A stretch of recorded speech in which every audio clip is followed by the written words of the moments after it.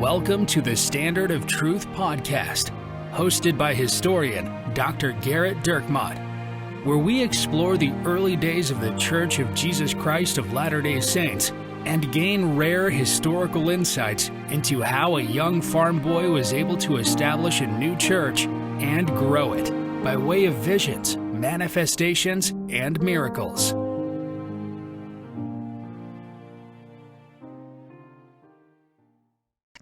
Hi, welcome to another episode of the Standard of Truth podcast. I'm your host, Garrett Dirkmaat, and I'm joined by my friend, Richard Leduc. Hello, Garrett. In this week's podcast, we want to talk a little bit more about Joseph Smith's presidential campaign. Several podcasts ago, in one of the Martyrdom podcasts, we talked a little bit about that, but here we wanted to dive a little deeper and to go in a little more detail about some of his positions and then maybe even some of the interactions that he had with other candidates. Yeah, I mean, it's one of the more unique aspects of Joseph Smith's life. I mean, many Latter-day Saints don't think about Joseph in this regard. They probably many of them have heard that Joseph Smith ran for president, but maybe they don't really understand why he did. I mean, again, we did talk about it a little bit in the Martyrdom. So if you want to go back to those podcasts and listen to them, that they're still available for you. But really, I think, everyone loves politics. So I figured we'd just, spend some time on that. We thought, what's a better way to help people feel at ease and really take some time and think about the Savior than to talk about politics? Because that's when people are the closest to Jesus they've ever been. Absolutely. They have so much love in their heart. They're looking to help their neighbors, friends, relatives, perhaps even, their fellow men on the other side of the aisle. So one of the things I want to do is just set a little bit of the stage. So some of this will seem a little bit similar. But if you just recall that we talked about how in the late Nauvoo period, so in 1843, already there are many forces that seem to be working against Joseph and the Latter-day Saints, to the point where Joseph has slowly started to feel as if they are more and more politically isolated. The election of 1844 is a pretty unique one in American history. And one of the reasons why it's so unique is that they are going to have a president that isn't going to really attempt to run a second time because his own party isn't going to nominate him to be president. So that, rarely does that happen. I mean, it's very rare. In fact, it hasn't happened that a sitting president from their own party is in danger of not being renominated to run for president again. How does this happen? Well, this is the part you can probably go to sleep on. But in the election of 1840, the Whig Party finally won the presidency, and they'd been trying for years. So the Whig Party was kind of the smaller party. It was the party of business. It was the party of banking. It was more the party of the evangelical Christian. It was more localized in the Northeast. Obviously the party for Men's Hair Club. I mean, the Whig Party. It gets its name from this opposition party to the British king in England.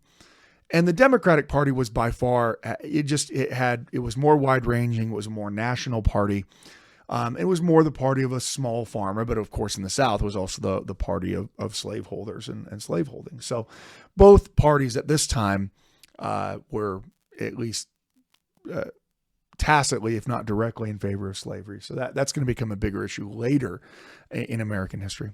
At any rate, the Democrats had really come to dominate American electoral politics because of Andrew Jackson. Andrew Jackson he was this populist president that he ran roughshod over the remaining branches of the American government. For instance, he blamed everything in the world on the national bank. He was, Oh, you weren't able to get your loan? Well, that's because these rich fat cat people at the national bank, they're controlling your interest rates. Oh, unable to move up and then in the world the way you think the American dream. Well, it's because of the national bank. Problems at home with your wife. Well, it's national bank. I mean, he essentially claimed it was the great evil of everything. And a lot of people supported him because, then as now, when there's a lot of money concentrated and someone tries to tell you the fact that that money is concentrated is the reason why you aren't as successful as you want to be, well, that's actually a fairly easy thing to believe, right? Because you're looking for an explanation. At any rate, Jackson will economically destabilize the entire country by forcing the destruction of the American National Bank. There used to be a Bank of the United States, the same way there's a Bank of England. And they set interest rates, and all of the tax dollars of the U.S. government were deposited in that Bank of the United States, but it was seen as too much a consolidation of power. So Jackson's own party knows if we get rid of the national bank, we're going to be back to like the inflation that happened during the American Revolution, where we had to publish, bread prices 3 times a day because they changed that much. So you better buy it in the morning because in the nighttime, it's going to be 3 times what it costs. I mean, the inflation's ridiculous in the early American economy. So his own party actually votes to re-up the national bank's charter. Well, Andrew Jackson vetoes it. His own party, because they dominate the legislature, they override his veto. That's how certain they are. This is a problem. So Andrew Jackson does what all dictators do. I mean, he is elected. He's not a dictator, but he just decides he'll take matters into his own hands, and he just by executive order removes all of the federal monies from the Bank of the United States. So you have all of the money, all of the tax dollars that have been flowing into this bank are suddenly removed out of it. And it causes the bank to become unstable and it collapses. Now, that was one of the things he did. The other thing Andrew Jackson did was he was the president who passed and then enforced the Indian Removal Act. This is one of the great tragedies of American history. The Congress essentially, they passed a law called the Indian Removal Act 1830 that forced the removal of all Indian tribes east of the Mississippi River to the west of the Mississippi River. If you ever wonder why, Oklahoma is Native America. I know, Richard, you're getting your PhD there in Oklahoma State.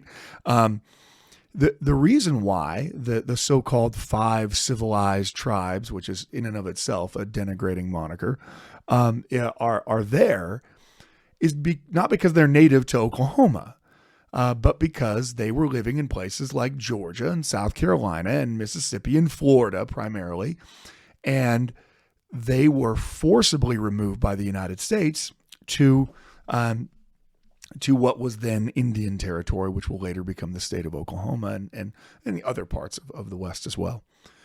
Well, the Supreme Court, look, when you study American history, most of the time, as you study the decisions and thoughts that people have, you have to have a lot of grace for people in the past because they don't have the same education that you do. They don't have, if they're a member of the church, they haven't received the same revelations that you have received. They don't have the same understanding culturally. I mean, nothing that we believe is similar to what they believe in most cases. So there's a lot of times that you read something from the past and you kind of slap your head and like, oh boy, please don't be in favor of slavery, which Andrew Jackson's way in favor of slavery. This is the main part of his presidency is slavery. He's a slave plantation owner himself. And at any rate, the Supreme Court of the United States takes up a challenge from the Cherokee because they had their lands given to them by a treaty from the United States Senate. This is not like, oh, hey, these are the lands we have left. There was an actual treaty signed between the Cherokee Nation and the United States government, ratified by the Senate as a treaty. So it's as legal as it could possibly be. And the Indian Removal Act was essentially forcibly removing them from these lands that they'd signed a treaty on. Well, so the Cherokee challenged this. In one of the great, positive bright spots, if you're a 21st century American looking back on the 19th century past, the Supreme Court sided with the Cherokee and said, yeah, you can't just abrogate this treaty just because you feel like it. And that's not how that works. And Andrew Jackson at least reputed to have responded, well, Justice Marshall has his ruling. Now let's see him try to enforce it, and proceeded to allow the Georgia military to begin removing Indians. And if you've ever heard of the Trail of Tears, that's where that comes from. The horrific exposure of men, women, and children in that thousands-mile-long march in which hundreds of people die.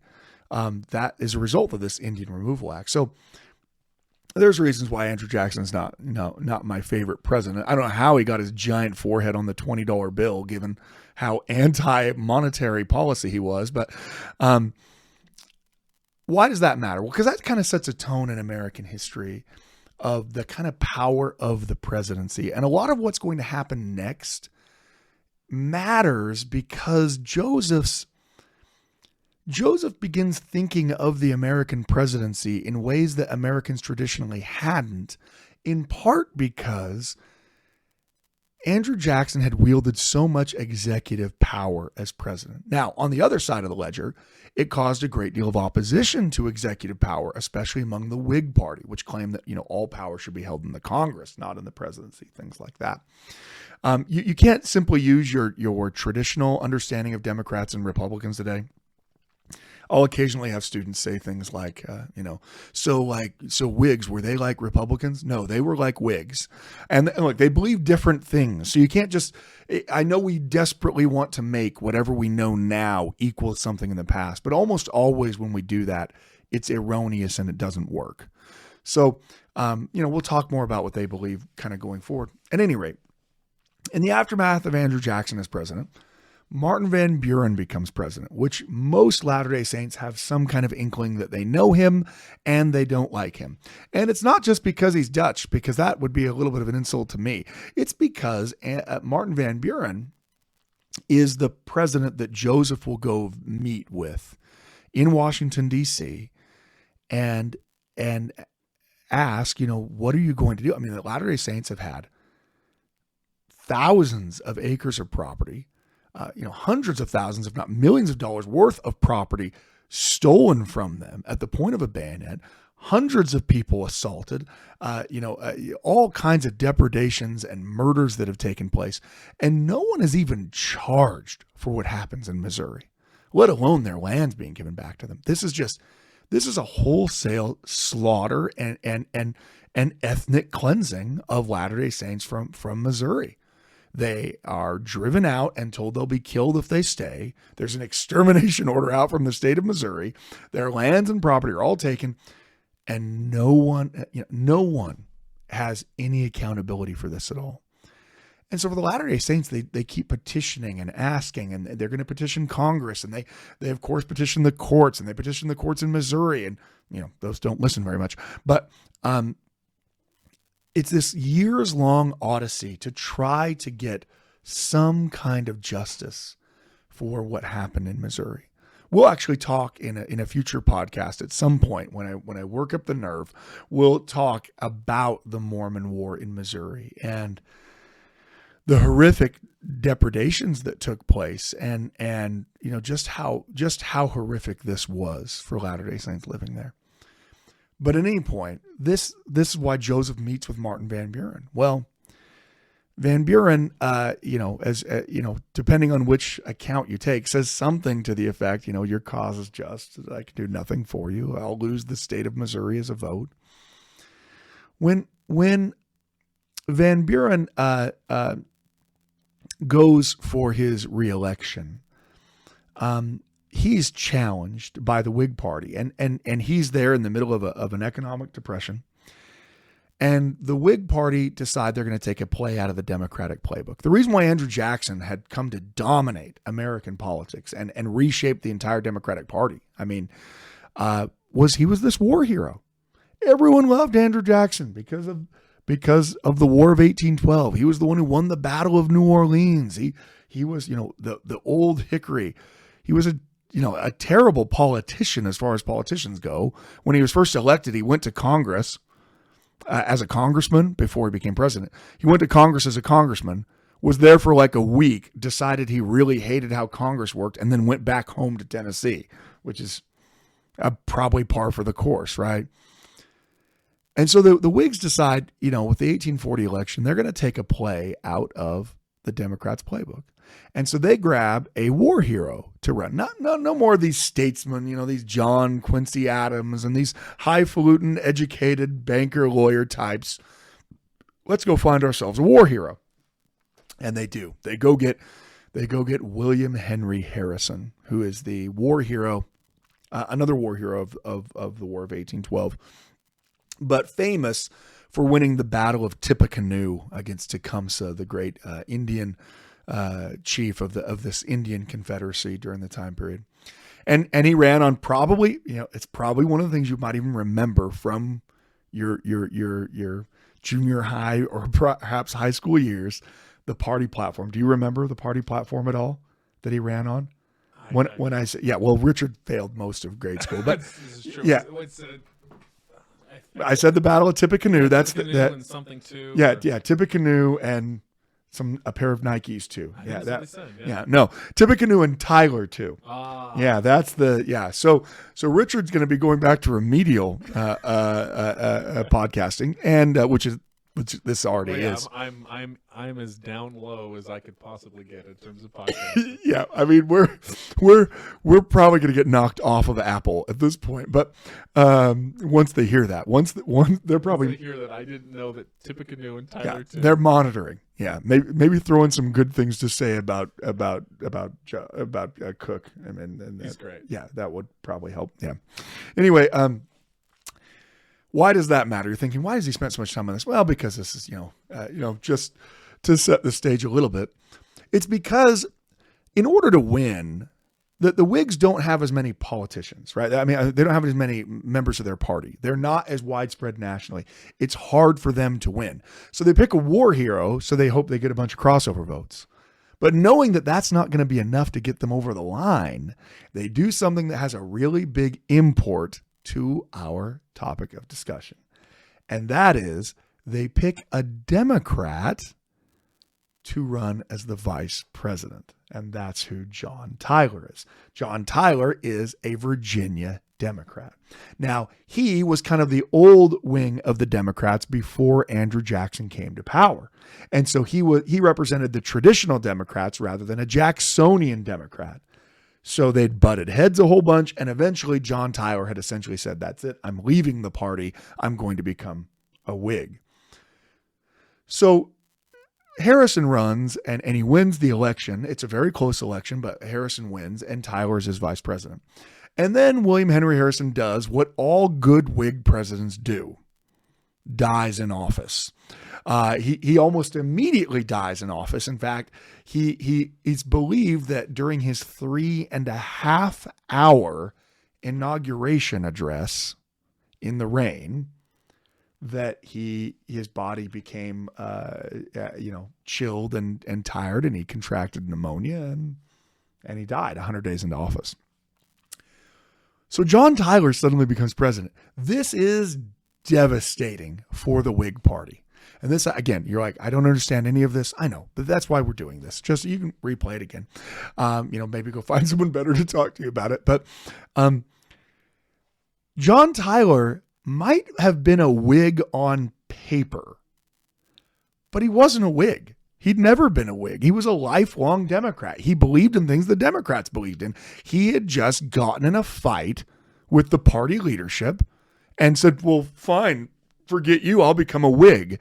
But he didn't believe anything that Whigs believed. So the Whigs went from being overjoyed that they finally had a Whig Congress because they had won back the Congress. They finally had a Whig president. We are going to pass a national bank. We're going to pass a new tariff. We're going to pass all these business-friendly things. And then their president dies. The Whigs in Congress hope that Tyler will now pass their legislative agenda. And in fact, he will not. He begins vetoing all of their legislative agenda.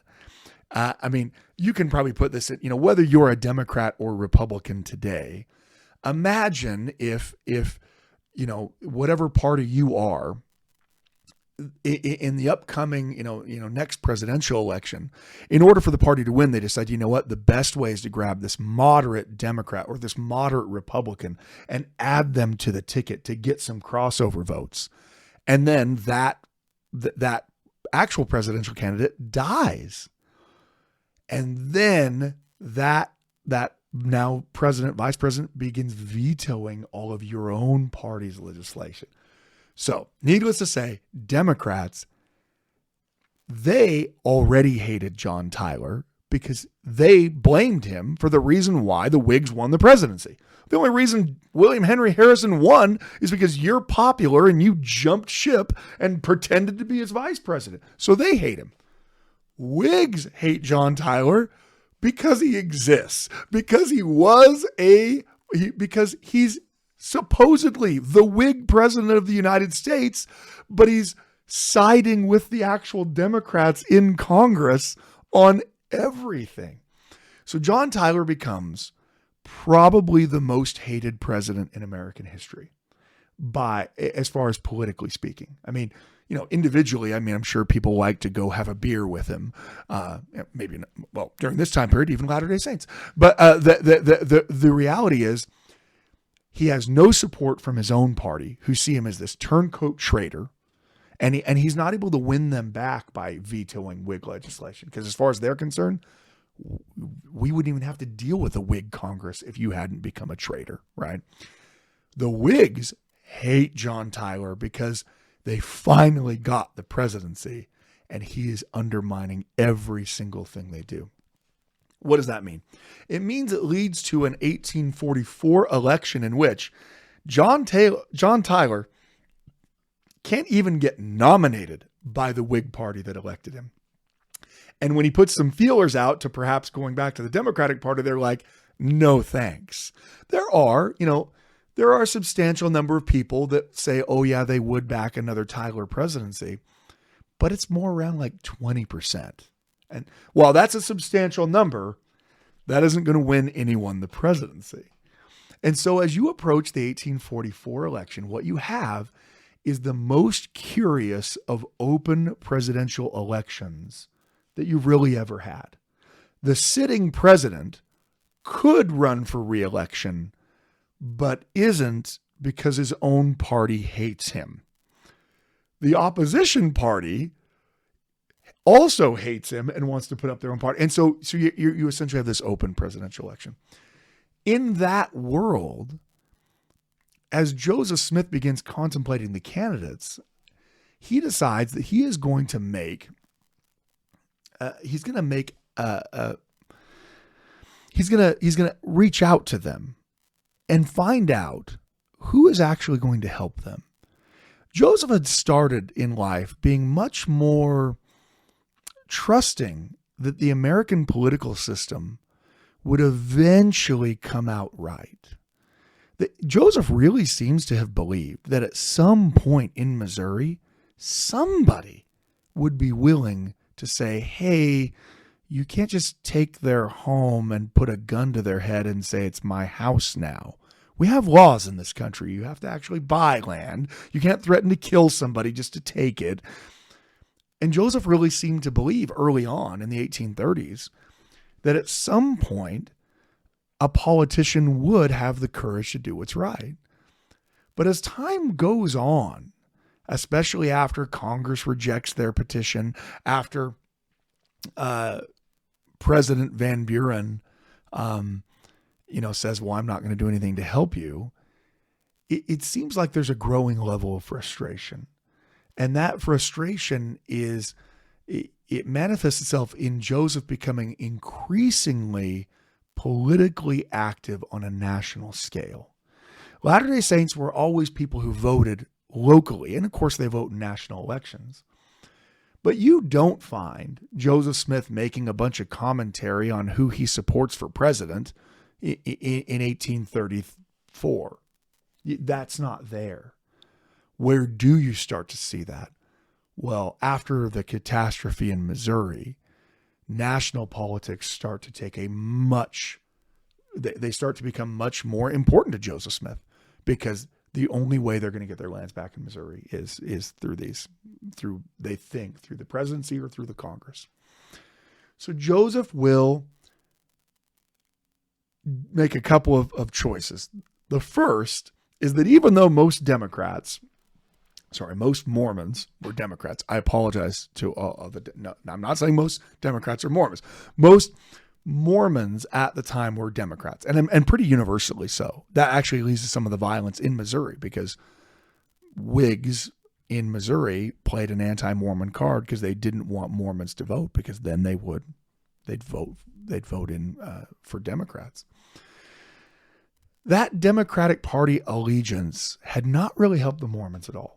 I mean, they'd been voting in blocks for Democrats or Democratic presidents over and over and over again. And not only did it not help them, Martin Van Buren couldn't care less to help them. Wilbur Boggs, the governor of Missouri, was a Democrat.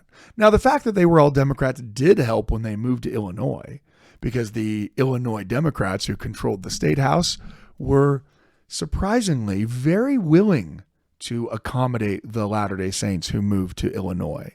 And they were the ones who gave the very broad Nauvoo charter to the Latter-day Saints and gave them all kinds of power and authority and the ability to protect themselves. Because in their eyes, they saw, hey, here come thousands of very loyal Democrat votes. Right? That's, again, hard to believe a world where politicians would make a decision solely on the basis of getting votes. But you have to go back with me to the 19th century, when politicians regularly did things only on the basis of getting more votes. So what is it that the Democratic Party believes that aligns with what Mormons are believing that make it so that they're voting in such blocks for the Democrats? I mean, there's a lot of reasons why, but in general, one of the major things that I think causes more Latter-day Saints to be Democrats rather than Whigs is the Whig Party has a fairly strong evangelical Christian element to it. And as you might imagine, they aren't fans of Mormons. So I think there's a little bit of that. And on top of that, I mean, so the Democratic Party was always more friendly towards Catholicism than the Whig Party was. The Whig Party was primarily located up in the American Northeast. So, I mean, the places like New England.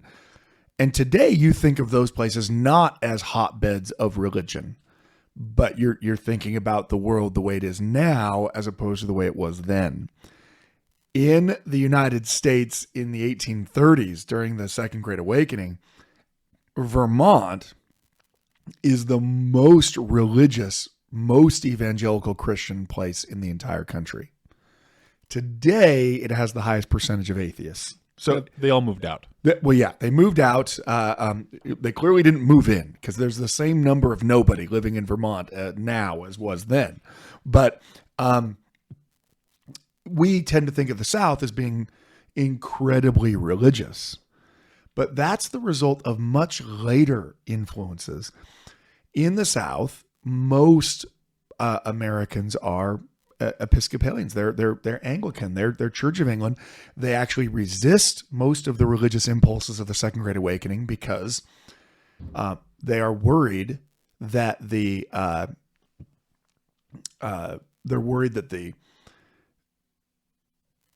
teaching of slaves, religion, will cause them to rebel, things like that. So they're very hesitant with this kind of Arminian preaching in the South. But at any rate, the Whigs are also generally anti-immigrationists. They actually want to extend the time period in which people can be in the country before they become citizens. They want to make it harder for those people to be able to vote.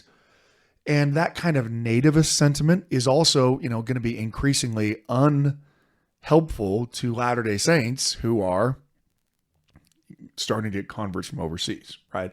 So if part of what you have as a religion is we're preaching to people in England and then we want them to gather because this is the time period of gathering. When you were converted in England, the expectation was as soon as you could financially afford it, you were going to pick up and move to Kirtland or Far West or to Nauvoo. So I think those are the two of the main ones. And in America generally, the Democratic Party, especially in the North, really appealed to the relatively poor, middling white farmer. And the policies of, spending a bunch of money on national infrastructure and having higher taxes like tariffs is what the Whigs supported. The Whigs supported having national taxes in order to create internal improvements in the country. But if I'm a farmer living in Western Ohio, I'm not going to be using that road you're building through the Cumberland Gap. And why in the world do I want to pay more money for the plow that I'm importing from England just so you can say that you have that money? Now, the Whigs, of course, would say, well, we're trying to spur American manufacturing.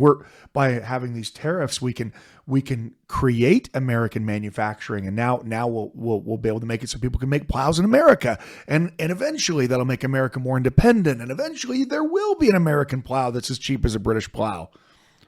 But if you're the farmer living in Western Ohio, your response is, well, I need my plow now, and I need it to not be expensive now. And so, in general, producers, farmers, saw tariffs as negatives because they made the cost of the things they had to buy more expensive in order to farm. And it also meant retaliatory tariffs would be put in place against American goods. And if you're someone who's exporting tobacco from Virginia, well, I don't want France to have a tax on my tobacco because then it's harder for me to sell my tobacco. So there's a lot of reasons why. And someone who's a political and economic historian listening right now would be like, well, let me tell you about, there's way more. Okay. But in general, most Latter-day Saints are drawn from the ranks of people that would be naturally gravitate towards the Democratic Party anyway. Most Americans are Democrats. I mean, look, in the earliest days of Joe Smith's life, there were the two political parties were the Jeffersonian Republicans and then the Federalist Party. The Federalist Party collapses, and for a while there's only the Republican Party. And you're thinking, well, wait a minute, I didn't think the early Republican Party, the Jeffersonian Republicans, it eventually kind of breaks down, so there's only one party rule for James Monroe's presidency during the 1820s. And then it begins to break down over what were called national Republicans and Democratic Republicans. And Jackson and his wing are these Democratic Republicans. And when they come to power, they drop the term Republican and they just become Democrats. Their opponents trying to paint Andrew Jackson as the kind of dictator that he was by saying he was acting like a king, like he was King Andrew the First. They started calling themselves, instead of national Republicans, they started calling themselves Whigs, because the Whig was the opposition party to the king in England. So Andrew Jackson's acting like a king, so we're going to have a political party that opposes him like he's a king. That's where those ideologies come from. But for Latter-day Saints individually, the Whigs were promoting economic interests that didn't help poor farmers like themselves. They were supporting religious interests like evangelical Christianity, which clearly doesn't help Latter-day Saints like themselves. And they were opposing making it easier for immigrants to become naturalized American citizens, which is going to increasingly become a problem for Latter-day Saints because these people are coming by the thousands in the Nauvoo period. So it's a natural movement for them to not only are most Americans Jacksonian Democrats, most Americans are because Jackson was so wildly popular, but there's not any draw for them to leave and go to this other party. They're not rich. They aren't bankers. They aren't, when they try their hand at banking, it doesn't work very well. I mean, that's not what they do. So that's part of the reason why. Is anyone awake still? If you are, text once for yes and twice for no. But well, if this doesn't do it, when we start reading letters from John C. Calhoun, that'll bring them back. Yeah, well, John C. Calhoun. Well, do I have to read it like John C. Calhoun? That'd be great if you did. Yeah, I don't know. I don't want to offend any of our listeners in South Carolina who are already going to be upset that we're quoting from John C. Calhoun, let alone using a fake South Carolina accent. My wife was born in North Carolina, so I should probably go find her and have her read some of the letters. I think you should. Yeah, I'm pretty sure she could do it. And I have seen like an old home video of her talking about her Barbies and her dollies in a it's very Southern. It's very Southern. Yeah, very Southern. It's something I'm sure she tries to hide from the world today. Anyway, throughout 1843, as we're rapidly approaching this 1844 election that is really just up in the air, the Democrats are in shambles. I mean, Jackson might have brought the whole party together and ruled with an iron fist, but Martin Van Buren was no Andrew Jackson. And his presidency was plagued with this huge economic crisis. And there was so much infighting in the Democratic Party that you weren't really sure who was going to be president. A lot of people were putting forward Martin Van Buren. He still had he served one term and then got voted out, but maybe they would vote him back in. He was a known quantity. He was from that Jacksonian wing. But there were lots of people vying for that Democratic Party nomination. Now, they didn't have a primary system the way we have it today. It's not like every state votes and then we take no. The way it worked back then is you would essentially get the party delegates from the various states together in a convention, kind of like we do now. And they would hash it all out at the convention rather than having these pledged delegates. Oh, we voted in our primary and we're sending 8 delegates for Bernie Sanders and we're sending 10 for that. That didn't happen. And so these people would get together and they'd get drunk and they'd get in fistfights and they would vote and vote and vote and vote until they could eventually come up with a candidate. Some of the other candidates who were standing for election were more firebrand, hardcore pro-slavery people. I mean, Martin Van Buren was very friendly to slavery. He was from the North, but he tried to return the slaves from the Amistad ship. If you've ever seen the movie Amistad, these slaves that take over a slave ship that's illegally transporting them, and they sail themselves into a Connecticut harbor, and there's this huge outcry, both from the South and from Cuba, that those slaves should be returned back to Cuba. And Martin Van Buren totally supports that, totally supports the re-enslaving of these men, even though they were illegally being trafficked as slaves. Because the international slave trade is illegal as far as the United States is concerned. Well, so Van Buren he's pro-slavery, but he's still a Northerner. Where you have John C. Calhoun, who is this, again, former vice president. He's a former vice president of Andrew Jackson. So Martin Van Buren was his vice president, as was John C. Calhoun. But Calhoun was a militant pro-slavery guy. He is the one who actually challenged Andrew Jackson while he was vice president by having South Carolina nullify some of the federal laws. If you remember back to our discussion about the Civil War prophecy, that was John C. Calhoun who is supporting this nullification of federal law when he doesn't see that it supports him.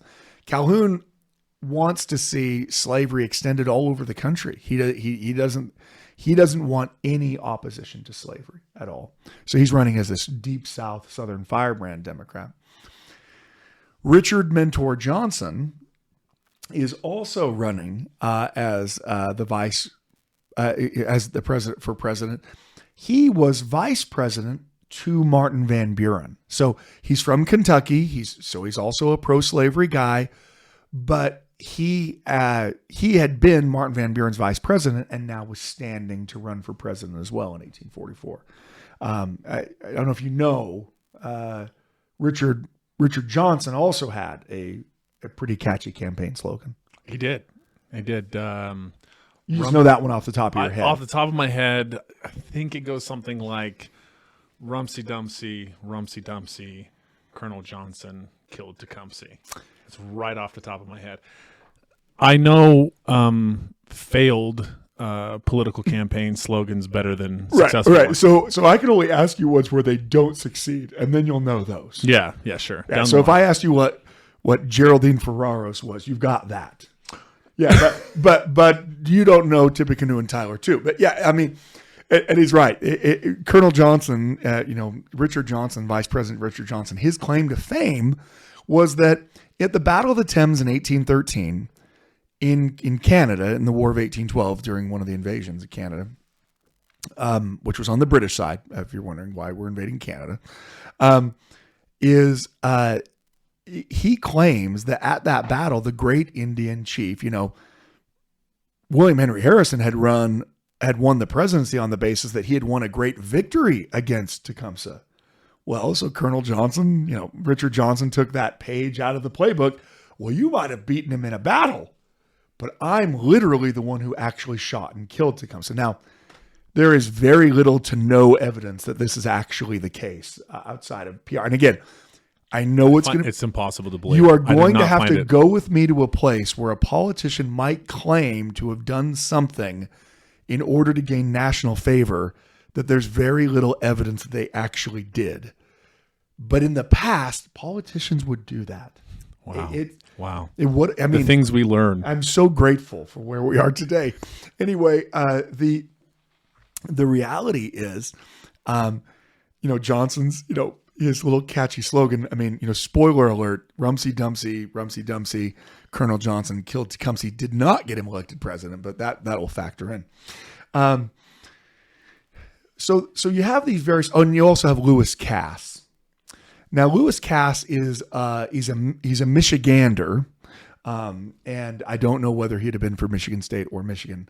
But he was the governor of Michigan Territory, and then is going to become the Secretary of War for Andrew Jackson.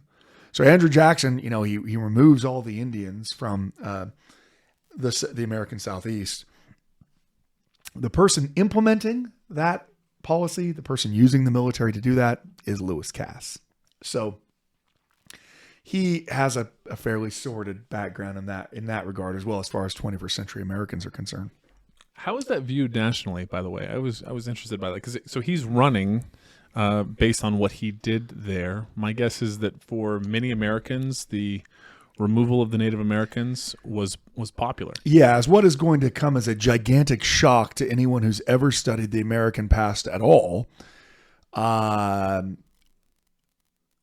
Hatred of Native Americans was very normalized, and there are certainly people that are defending Native Americans. There are people who are saying we need to honor their treaties. I mean, again, you have the Supreme Court rule on their side, but they are very much the minority.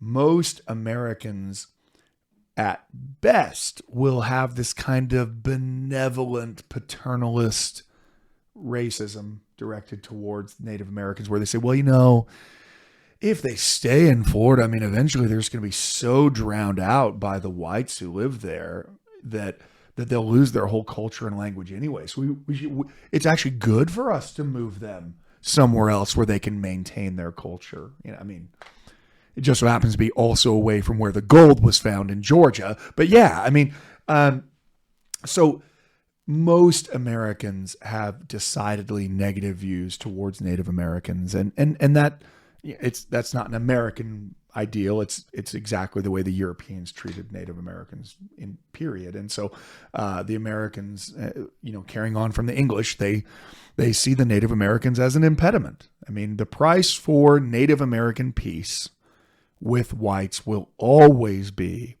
their willingness to give up land. If they're willing to sell land, then they're going to have peaceful relations. The moment they say, yeah, we're not selling this anymore, especially since you found a bunch of gold on it, which is what happens in Georgia.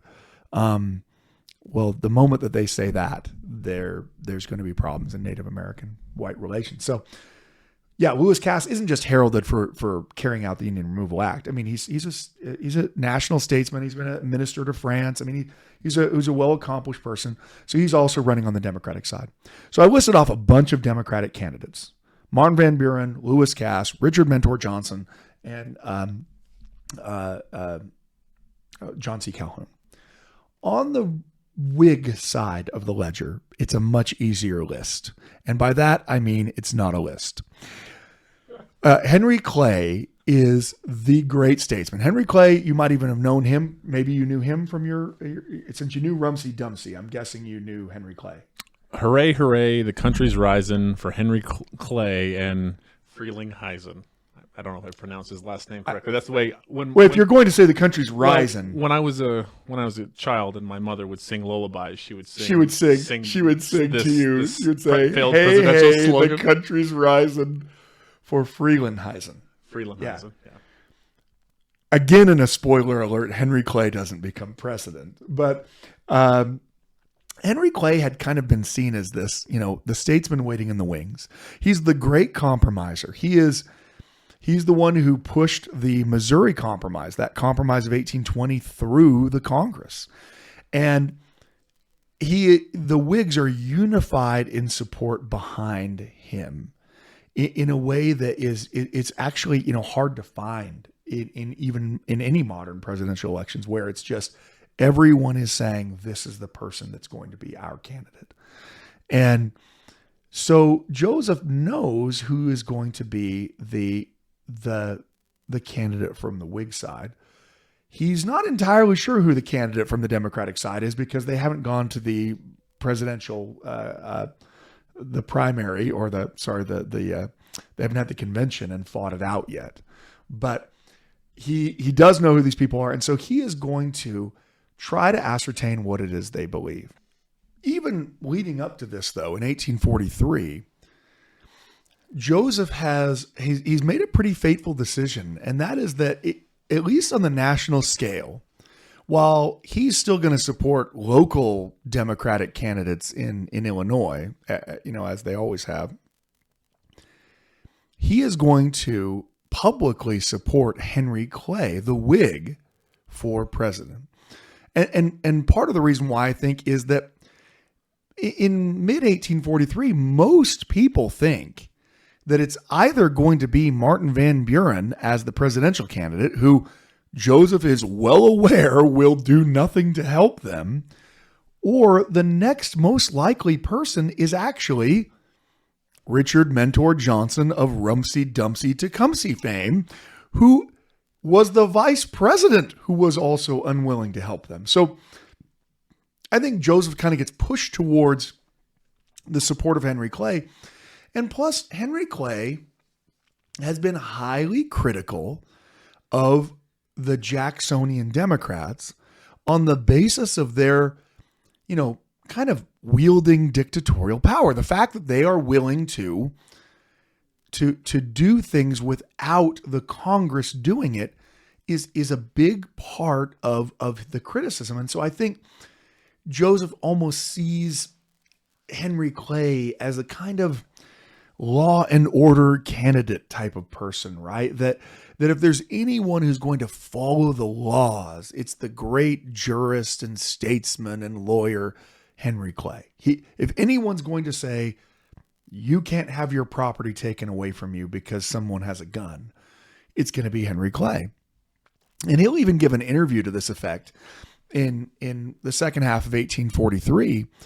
Joseph will be interviewed, and in it, he's asked directly about his political plans for the upcoming election. And Joseph says, I'm tending to clay. I'm made of clay. I feel like clay. I mean, he's, I don't know if he actually said that, because some reporter writing down what they claim he said. But the reason why he does it is because he's so disenchanted with what the National Democratic Party has done to him. And in fact, is going to say in that interview, he's going to say, "I have sworn by the eternal gods that I will never vote for a Democrat again.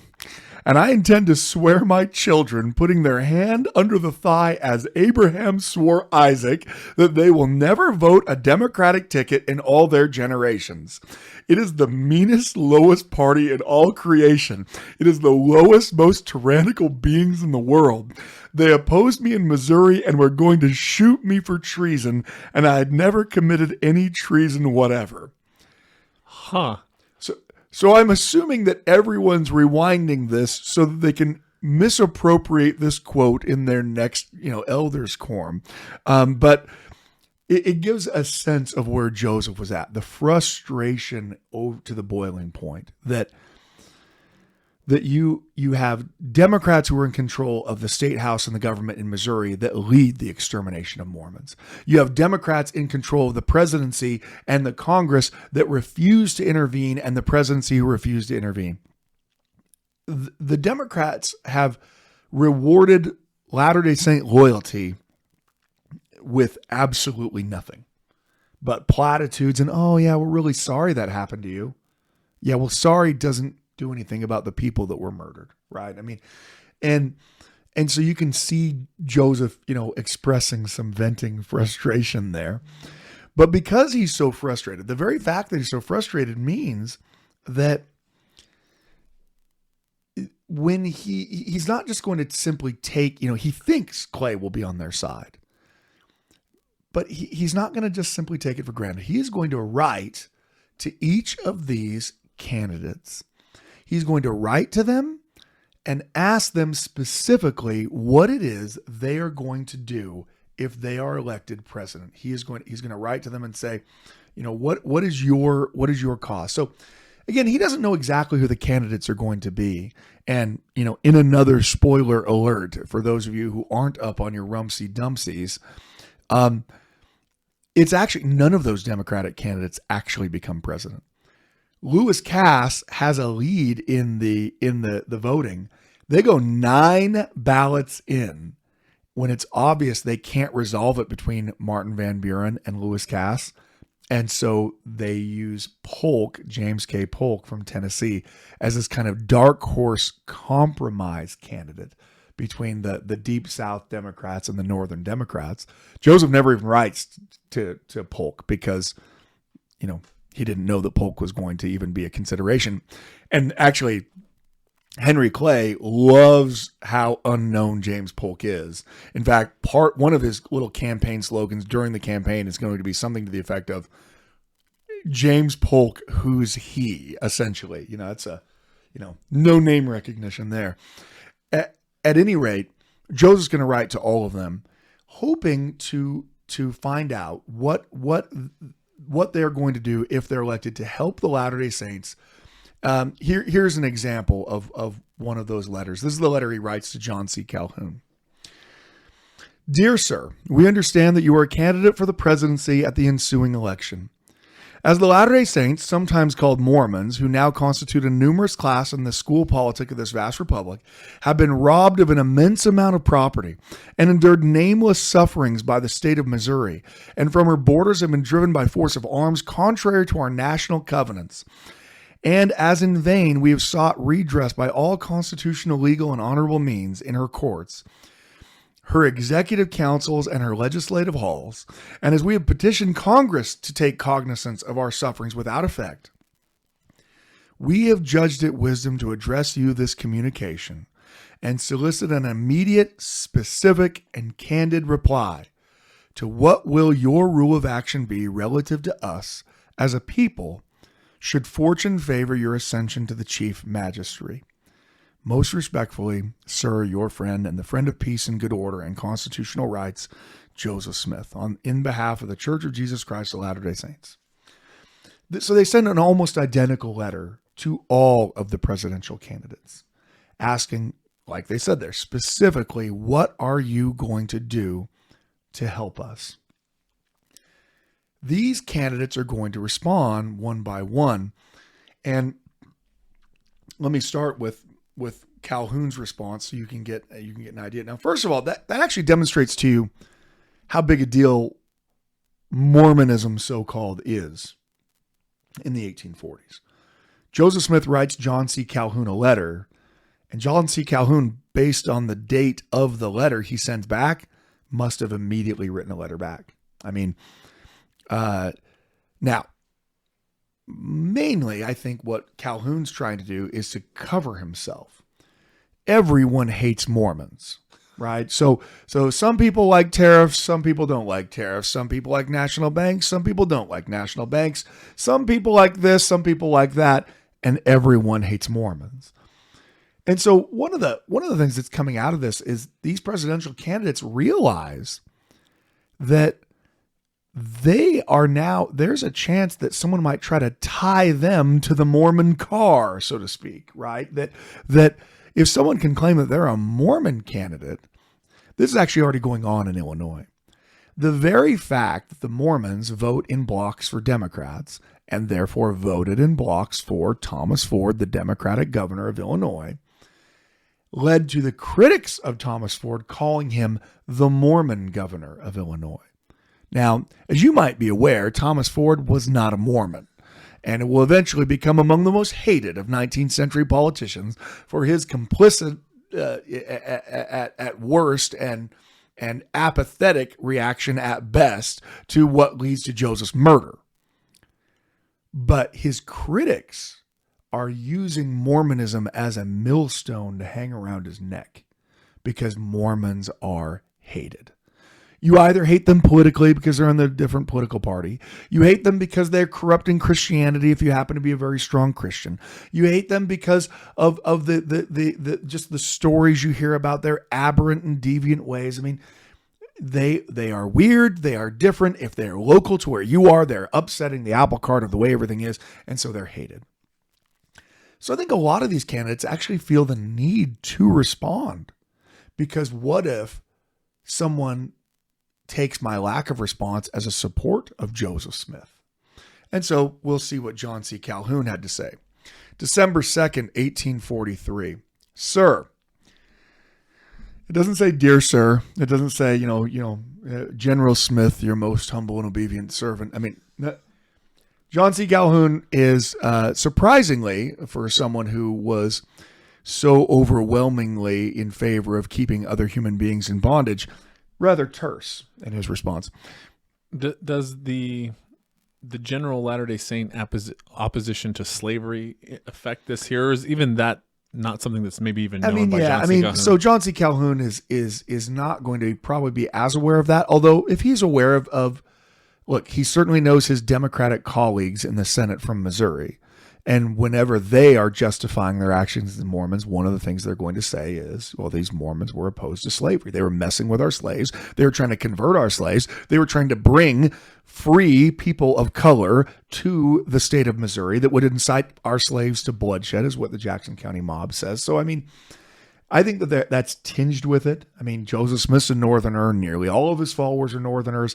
And when they were in Missouri, they were at least accused of trying to convert slaves, cause a slave uprising, and also an Indian uprising, which is also what they're accused of, is trying to, grab some of those Indians from the other side of the Mississippi where Andrew Jackson has thrown them and bring them back in to devastate the United States. I mean, it's all just, balderdash essentially, but it's very effective. It's an effective way of criticizing someone. So John C. Calhoun, not very polite in his response. Sir, you asked me what would be my rule of action relative to the Mormons or Latter-day Saints should I be elected president, to which I answer that if I should be elected, I would strive to administer the government according to the Constitution and laws of the Union, and that, as they make no distinction between citizens of different religion, creeds, I should make none either. As far as it depends on the executive department, all should have the full benefit of both, and none should be exempt from their operation. But as you refer to the case of Missouri, candor compels me to repeat what I said to you at Washington. It's one thing that's very clear here that we wouldn't get otherwise. Joseph talks about how he meets with various people in the Congress when he goes to meet Martin Van Buren. And John C. Calhoun apparently is not only one of those people who meets and talks with Joseph, Calhoun remembers talking to Joseph about it. So think of all the people that Calhoun sees and talks to, all the people with petitions and whatever over the course of years. And, 3 years later, John C. Calhoun is remembering, hey, we talked about this in person. So candor compels me to repeat what I said to you at Washington, that according to my views, the case does not come within the jurisdiction of the federal government, which is one of limited and specific powers. So the response of John C. Calhoun is, not only would I not intervene to help you were I to become president, I wouldn't support any other president intervening to help you. And this is the vice president to Andrew Jackson. He was Andrew Jackson's first vice president and the leader of the firebrand Southern slaveholding South. And so, Joseph actually knows Calhoun personally. I mean, they've at least had a personal conversation about this. And notwithstanding this, this devastation, and I think this is part of what starts to begin the cynicism for Joseph. Well, you want me to work through the government, but it's the people in the government who are saying that they can't help me, right? Oh, I guess you better go talk to Missouri about that. Go talk to Missouri about it. So I need to go ask the judge who's currently living in my house that he stole from me whether or not he thinks it's legal that he stole it from me. Surprisingly, he seems to think that it is. It is a stunning thing. Like I said, we are not talking about a type of ethnic cleansing that just kind of goes from one, that it vacillates back and forth. There are not any Missourians that are charged for any of the crimes they commit. It is not a mob that murders Amanda Barnes Smith's husband and her son, killing her 10-year-old son after he's wounded laying on the ground. It is not a mob that does it.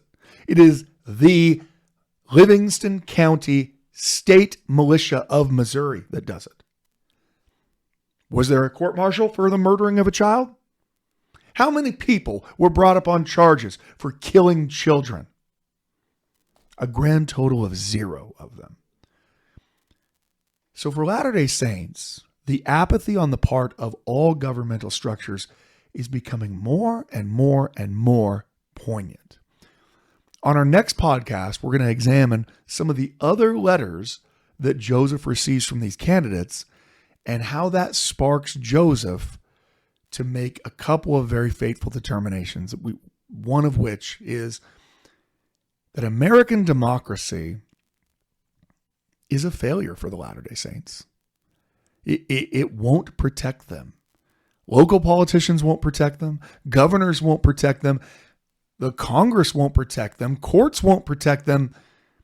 And apparently the presidency can't or won't even protect them.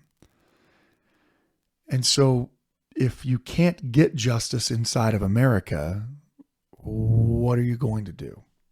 Well, for Joseph, he begins making plans to send expeditions out to the west, to Mexico and to British territory and to the Republic of Texas, which is an independent country at the time, because the plan is, well, we're just going to have to leave the United States.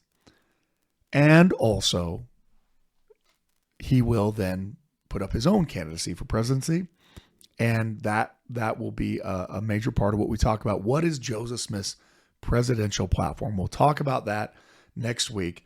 We'll try to have some even more boring political commentary from, political commentary right now is boring, but when you're doing political commentary from the 1840s, it's a lot worse. Yeah, it's trying to narrate, the international model building competition.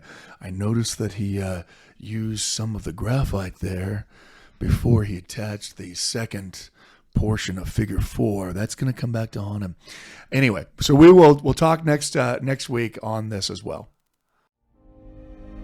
Thank you for listening to the Standard of Truth podcast, hosted by historian Dr. Garrett Dirkmott. If you know anybody that could benefit from the material in this episode, please share it with them. And for more resources, visit standardoftruth.com. Until next time.